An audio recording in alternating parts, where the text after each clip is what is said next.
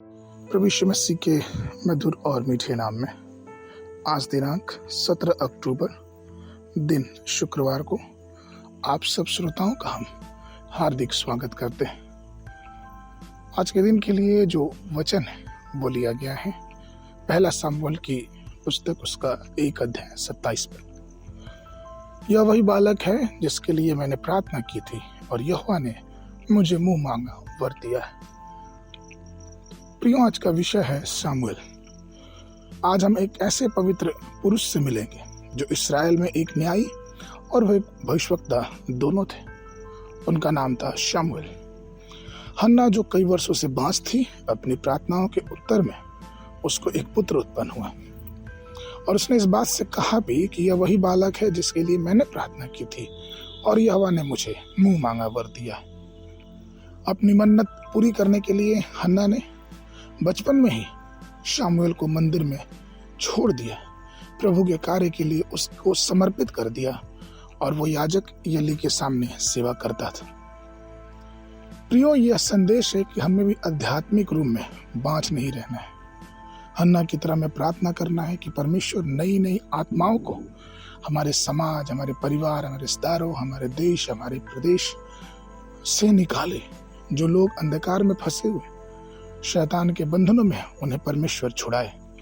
इसलिए पौलुस भी गलतियों उसके 4 के 19 पद में ये प्रार्थना करते थे कि हे मेरे बालकों, जब तक तुम में मसीह का रूप न बन जाए तब तक मैं तुम्हारे लिए जच्चा की सी पीड़ाएं सहता हूँ।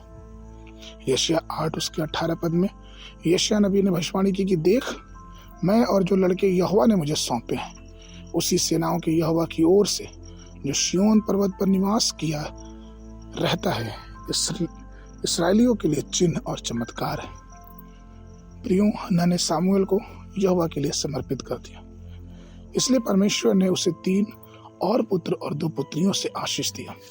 जब हम परमेश्वर के लिए कोई भी कार्य करते हैं बिना भविष्य की परवाह किए हुए, परमेश्वर हमें हर प्रकार की आशीषों से अर्थात आत्मिक आशीषों के साथ साथ संसारिक आशीषों से भी नवाजता है। प्रभु ने सामुएल को इस्राएल में एक याजक और भविष्यवक्ता के रूप में दिया। बचपन में भी सामुएल परमेश्वर की वाणी सुनता, उसका पालन करता और जब वो बड़ा हुआ तब भी वो परमेश्वर की वाणी सुनता और उसके अनुसार ही वो किया करता। परमेश्वर के प्रिय लोगों, ये इस बात को जाने कि हमें परमेश्वर के वचन को, उसकी धीमी आवाज को सुनना बहुत जरूरी है।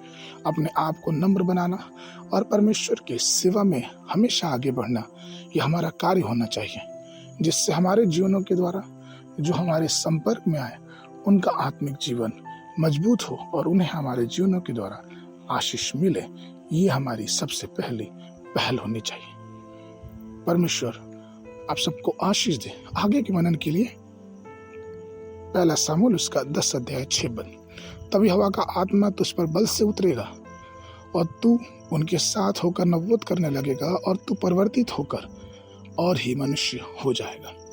बाइबल अध्ययन के लिए सुबह के समय यशायाह नबी की पुस्तक उसका 50, 51 और 52 पद। संध्या में पहला थिस्सलुनीके उसका 5 अध्याय। परमेश्वर आप सबको आशीष देवे।